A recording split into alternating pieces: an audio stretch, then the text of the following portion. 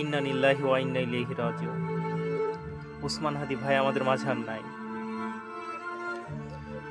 খুবই কষ্ট হচ্ছে, কেননা একটা নক্ষত্র হারিয়ে গেল বাংলাদেশ থেকে। জানি না এরকম নক্ষত্র আর আসবে কিনা।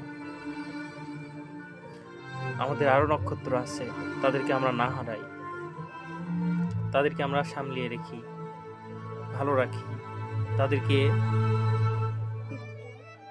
সব জায়গা থেকে রক্ষা করি।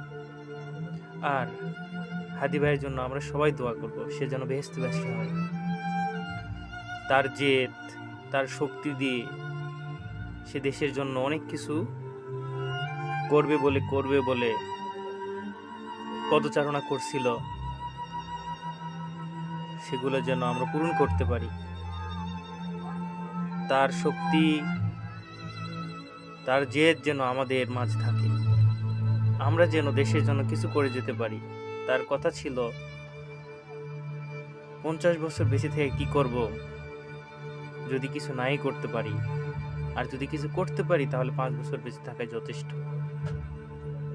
তার কথাগুলো এখনো কানে বাজে, মনে মাঝে কথার ফুলঝুরি ফোটে। আমরা তার জন্য দোয়া করব, আপনারা সবাই তার জন্য দোয়া করবেন, সে যেন বেহেশতবাসী হয়।